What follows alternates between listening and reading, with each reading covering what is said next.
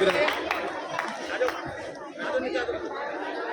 हमारा देश इस विश्व में जो हमारी बातें कई प्रकार की होती रहती थी कि यह हिंदुस्तान विभिन्नताओं का देश है, यह हिंदुस्तान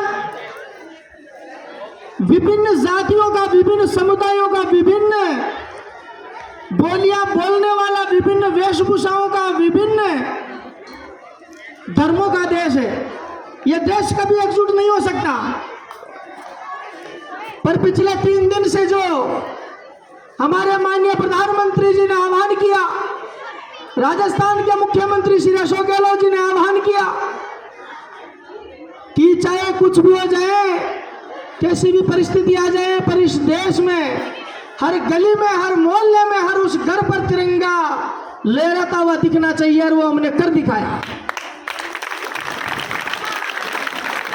यह तिरंगा जो 26 जनवरी और 15 अगस्त को देखने को मिलता था, 15 अगस्त के बाद में 26 जनवरी हम ऐसा देखते थे कि 15 अगस्त आज निकल गई, तो 16 अगस्त को हम देखते थे कि 26 जनवरी पता नहीं कब आएगी। पर इन 3 दिनों में हमें वो अनुभूति हो गई कि हमारा देश अब 26 जनवरी और 15 अगस्त को झंडारोहण नहीं करेगा। झंडारोहण तो होगा, पर 26 जनवरी और 15 अगस्त को तिरंगा नहीं देखने को मिलेगा। हमें तो हमारे देश का झंडा हर रोज देखने को मिलेगा। इससे बड़ी हमारे सामने और बड़ी उपलब्धि क्या होगी? कहीं ना कहीं हमारे देश के मुखिया की बहुत बड़ी सोच रही होगी कि देश का तिरंगा हर उस व्यक्ति को पता होना चाहिए कि मेरा देश का झंडा है। आप देखते होंगे कहीं भी जो बाहर के जो इलाके हैं जहां पर इस देश की तमाम सुविधाएं नहीं पहुंच पाती हैं, कई जगह तो यह स्थिति है कि सरकार की योजनाओं का उन्हें पता नहीं है। पर आज यह अनुभूति हमें देखने को मिल रही है कि बच्चा बच्चा तिरंगा हाथ में लेकर जय जवान, जय किसान, जय हिंदुस्तान गाता फिर रहा है। पर मन में थोड़ी ठेस है, थोड़ा दुख इस बात का है कि हमारा देश 75वां स्वतंत्रता दिवस तो मना रहा है, पर आज भी हम जातियों में, आज भी हम बोलियों में, आज भी हम जातीय समुदायों में बंटकर एक दूसरे को हीन भावना से देख रहे हैं। आपको ज्ञात होना चाहिए 20 जुलाई को जालौर जिले में एक अध्यापक ने एक बच्चे को इतना मारा कि वो 13 अगस्त को उस बच्चे की मृत्यु हो गई। वो इसलिए मारा क्योंकि उस प्रधान अध्यापक की मटकी को उस बच्चे ने टच कर दिया। इस वजह से उस बच्चे को इतना मारा। वो अध्यापक कोई छेल सिंह नाम करके था और वो बच्चा कोई मेघवाल था। ये कहने को बहुत बड़ी छोटी बात होगी, पर यह बहुत बड़ी बात है कि आज हम 75वां स्वतंत्रता दिवस तो मना रहे हैं, पर हकीकत की स्वतंत्रता तो हमें मिली नहीं। आज भी हम जातीय भेदभाव का दंश झेलते आ रहे हैं। किसी की खाट पर मत बैठाओ, हम नहीं कहते बैठाओ। किसी की मटकी के भी हाथ लगाने के लिए नहीं कहते, हम बराबरी नहीं करते। पर देश का संविधान यह कहता है कि आप अगर सरकारी या गैर सरकारी, आपकी अगर विद्यालय का मंदिर आपने बना लिया तो वहां जातीय प्रथा किस बात की? तो ये हमारे देश की आजादी के ऊपर जो गुणगान हम गा रहे हैं, उसके ऊपर एक बहुत बड़ा तमाचा है कि देश आजाद तो हो गया, पर आज भी जातीय भेदभाव हमारे बीच में है। आज भी लोगों को हीन भावना से देखा जाता है। एक बच्चे को मार दिया गया, रोहित वेमुला को मार दिया गया, और तो और हमारे एक बीकानेर का कांड हुआ था, वहां भी ऐसा हुआ। पर मैं धन्यवाद देना चाहता हूं ग्राम पंचायत कलवाड़ा की राजकीय उच्च माध्यमिक विद्यालय के समस्त स्टाफ को कि ऐसा वाकया ना तो मैंने कभी ऐसा सुना। मैं बच्चों को पूछ भी लेता हूं कि ऐसा होता है क्या, पर अभी तक आपकी तरफ से नहीं हुआ। ये हमें गर्व महसूस होता है कि आप एक मिसाल हो। जो और लोग करते हैं वो आप नहीं करते। और आपको मैं पुनः एक इस बारे में भी धन्यवाद देना चाहूंगा कि जब मैं सरपंच बना था तब आपके सामने एक निवेदन किया था कि हमारे विद्यालय का जो परिणाम है वो 100% होना चाहिए, पर आपने 100% कर भी दिया। इसलिए ग्रामवासियों को और हमें आप पर गर्व करना चाहिए कि आपने वो तमाम जो विरोधी नीतियां उनको उठाकर सिर्फ और सिर्फ शिक्षा के बारे में आपने ज्ञान दिया। मैं कहना चाहता हूं उन अध्यापकों को जो अध्यापक एवं अध्यापिका ऐसी भावनाएं रखते हैं, उन्हें सीख लेनी चाहिए मेरे विद्यालय के अध्यापकों और अध्यापिकाओं से। और मैं गर्व कर सकता हूं अगर मेरे इस विद्यालय के समस्त स्टाफ अगर यहाँ से ट्रांसफर होकर कहीं जाएंगे तो ये यही सीख देंगे कि शिक्षा के अलावा बात ही मत करो, क्योंकि ख्याति बिखेरने से बिखरती है, दबा के रखने से नहीं। इसलिए आज देश हमारा बहुत बड़ी ऊंचाइयां छू रहा है और हम मानते हैं कि वो छुए भी, देश चंद्रमा में पहुंच गया, पर धरती पर आज भी हमारे सामने कई विकट परिस्थितियां सामने हैं। जातियों की तो बात दूर है, हम तो आदमी का रंग देखकर भी हीन भावना करते हैं।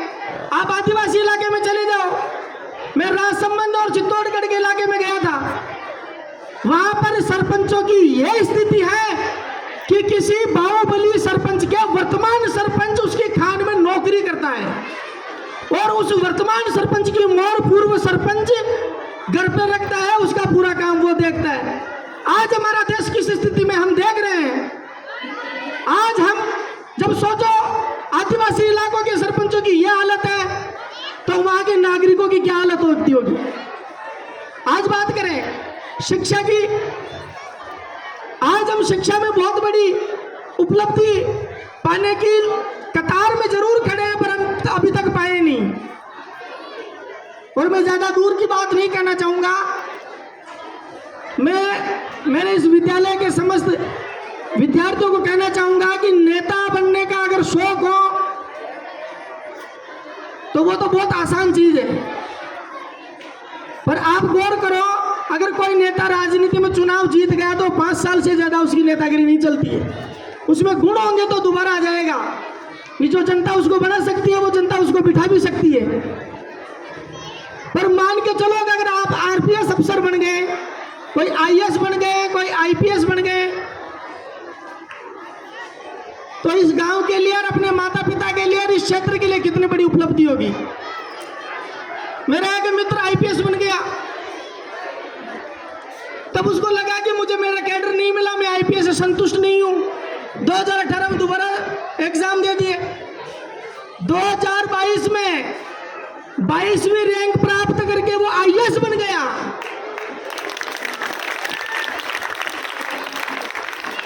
आप सोचो कोई चीज बड़ी नहीं है। आप विद्यालय के जो बच्चे हैं, मैं उनको एक निवेदन ये करना चाहूंगा कि चाहे आपके सामने कैसी विकट परिस्थिति आ जाए, पर आपको वो रास्ता नहीं छोड़ना है। आपको प्रण लेना होगा कि मुझे आईएएस बनना है, आईपीएस बनना है, आरपीएस बनना है या आरएस बनना है, आईएफएस, आईआरएस, कुछ भी जो बड़ी पोस्ट है अपने हिंदुस्तान की, अगर वो वहां पर पहुंचने की आप में लगन होगी तो आप जरूर पहुंचोगे। कोई काम बड़ा नहीं है।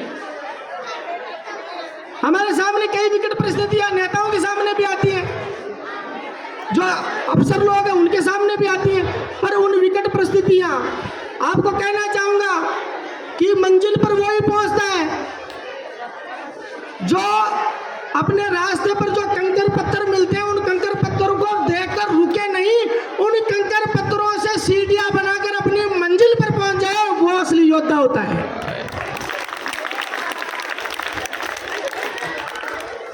हमें मेरे सामने भी एक परिस्थिति आई थी, मुझे बीच में कहा गया था, मैं सरपंच नहीं बना था उससे पहले, कि राजनीति छोड़ दो, काम कर लो।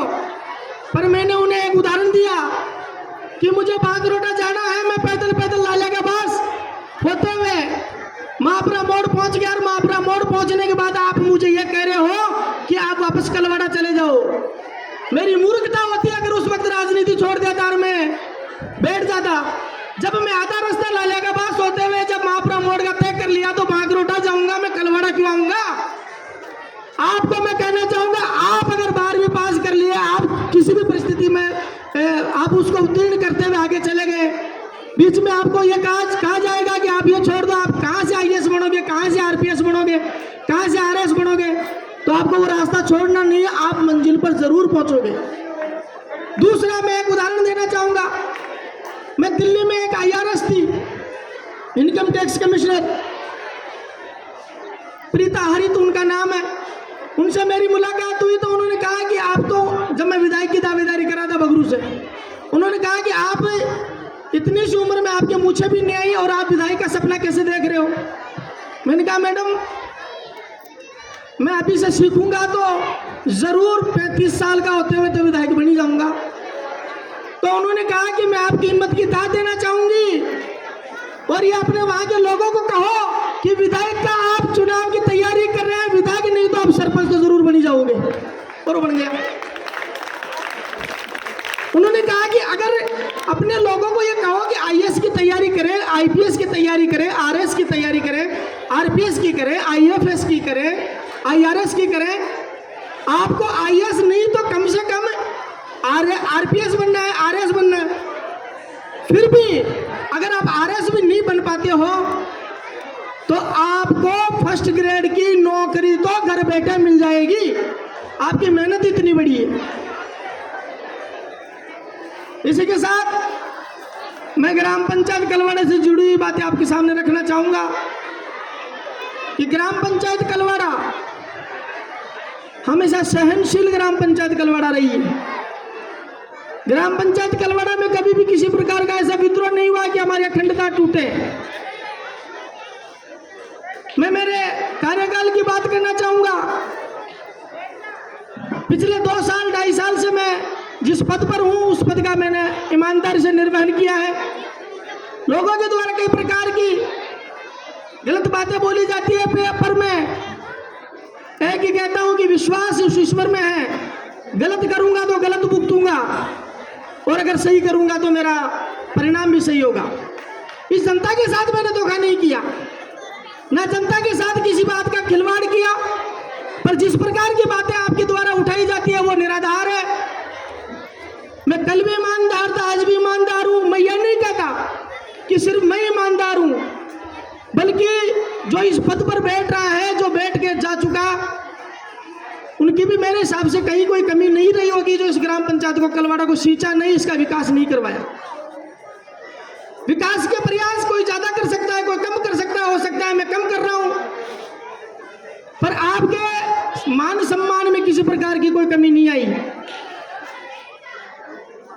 अभी सड़क से जो जुड़ा हुआ जो प्रकरण था, उस प्रकरण की तरफ भी आपका ध्यान आकर्षित करना चाहूंगा। वो प्रकरण, जो बातें कई प्रकार की उठी, वो निराधार थी, वो गलत थी। कईयों के द्वारा तो कहा गया कि कितने करोड़ मिल गए, उतने लाख मिल गए। मैं मानता हूं, मैं कह सकता हूं गारंटी के साथ कि जो महिंद्रा सेज वाले किसी को चाय नहीं पिलाते वो करोड़ों तो कहां से देंगे। दूसरा, अगर जिसके पास पैसा अगर आ जाता है तो उसका असर दूर से दिख जाता है, पर हमने कोई ऐसा किसी प्रकार का नहीं किया। अब आपके सामने एक जानकारी लाना चाहूंगा कि महिंद्रा सेज की दीवार तोड़ी गई 2 जुलाई को, 10 जुलाई को वापस बंद कर दी गई। उसमें उस प्रकरण में हमारा कोई भी ऐसा योगदान नहीं था। मान्य क्षेत्र विधायक ने खोला और मान्य क्षेत्र विधायक नहीं वो सब काम किया। हम क्यों लाडे की बुआ बने बीच में? फिर भी हमने सहयोग किया कि ग्राम पंचायत कलवाड़ा का नाम कहीं भी हम नीचे नहीं होने देंगे। परिस्थितियां हमारे अनुकूल नहीं रही। 17 अप्रैल 2018 को महिंद्रा सेज ने केंद्र सरकार से इसका गजट नोटिफिकेशन जारी करवा के इस रास्ते को बंद करवा लिया। रिकॉर्डेड बंद था। पर मैं कहता हूं कि अगर जहां पर ईमानदारी हो तो वो ईमानदारी आगे जाके जरूर फलती फूलती है। इन्होंने गजट नोटिफिकेशन तो जारी करवा लिया, रास्ता बंद करवा लिया, हमें जितनी यातनाएं देनी थी बंद वो करवा ली। माननीय पूर्व सरपंच साहब, मुझे भगवान जी चौधरी, लाला राम जी शर्मा और ओम प्रकाश जी माली, हमें 5.5 घंटे वैशाली नगर थाने में गिरफ्तार भी कर लिया गया, पर हम जेल जाने को मंजूर थे, पर यह रास्ता बंद होने के लिए मंजूर नहीं थे। पर परिस्थितियां यह थी कि पूरी सरकारें हमारे खिलाफ लग गई कि अब सरकार के आगे तो हम क्या करें। पर आपकी ईमानदारी और हमारी ईमानदारी एक जगह जीत गई कि इन्होंने गजट नोटिफिकेशन जारी करवा के रास्ता बंद तो करवा लिया, पर इसका किस्म चेंज इनके बाप से भी नहीं हुई। इसकी किस्म चेंज करवाने का इनके बीच में नया डंगा अड़ गया। अब वो किस्म चेंज हो तो ये पूर्ण तरीके से बंद हो, पर उम्मीद हमारी अभी भी कायम है, जरूर हम इसका फिर पीछा करेंगे। और ये नहीं सोचे अगर हम बेईमान होते तो हम पीछे हट जाते हैं, पर जब से हमें पता चला है कि इसकी किस्म चेंज नहीं हुई है, ना तो राज्य सरकार से ना केंद्र सरकार से, हम पुनः इसके पीछे लग रहे हैं कि किस्म चेंज करवा लो, हम मान जाएंगे, पर किस्म चेंज नहीं हो पाएगी। और किस्म चेंज तब तक नहीं हो पाएगी जब तक हम नहीं चाहेंगे। हम मतलब ग्राम पंचायत, और ग्राम पंचायत कतई नहीं चाहेगी कि इसकी किस्म चेंज हो जाए। इन्हीं शब्दों के साथ मेरे शब्दों को विराम देना चाहूंगा और मैं ग्रामवासियों को कहना चाहूंगा कि एक बार जब महाराणा प्रताप जंगलों में भटक रहे थे तो घास की रोटी बनाई अपने बेटे अमर सिंह के लिए। तभी अमर सिंह के हाथ से वो एक घास की रोटी एक जंगली बिलाव छीन के भाग गया। अब जैसे ही वो भागा तो महाराणा प्रताप को दुख हुआ कि मेरे बेटे और बेटी के लिए मैं आटे की रोटी तो दूर की बात में घास की रोटी भी नहीं खिला सकता। इतना बड़ा अभागा मैं पिता हूं। उन्होंने वो लेटर लिखा अकबर को, जब अकबर छापामारी करके मेवाड़ का राज्य अपने अधीन कर चुका था, चित्तौड़गढ़ और कुंभलगढ़ दुर्ग को वो जीत चुका था, तब वो पत्र महाराणा प्रताप ने लिखा अकबर को। अकबर ने पत्र लिखा जो महाराणा प्रताप के 2 परम भगत थे, एक तो झाला मन्ना और दूसरा पृथ्वी सिंह राठौड़, बीकानेर का राजा। झाला मन्ना महाराणा प्रताप का हूबहू हमशक्ल था, और जो बीकानेर का राजा पृथ्वी सिंह राठौड़ था, पृथ्वी सिंह राठौड़ को पत्र लिखा अकबर ने कि देख तेरे महाराणा के नाम पर तो फूलता था, उस महाराणा ने मेरी अधीनता स्वीकार कर ली। तब महाराणा प्रताप के उस पत्र को पढ़कर पृथ्वी सिंह राठौड़ ने पत्र लिखा कि महाराणा क्या वही महाराणा है जो अकबर को अपने कदमों पर झुकाने की हिम्मत रखता था, वो महाराणा की हिम्मत कहाँ गई। तब फिर महाराणा प्रताप की सोई हुई आत्मा जागी और उन्होंने पत्र लिखा कि राखो ते मूछा एठोड़ी लोहारी नदी बहा दूला, मैं अथक लड़ूला अकबर सू उजड़ियों में वाड़ बसा दूला। हम प्रयास करेंगे इस कलवाड़ा की उजड़ी हुई जो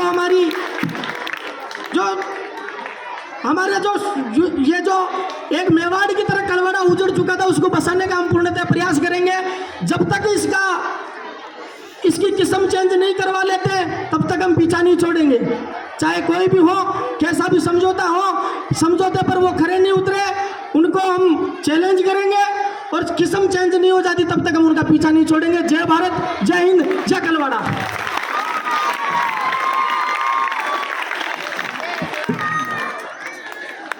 आदरणीय सरपंच साहब के जोशीले भाषण से हम सब प्रभावित हैं।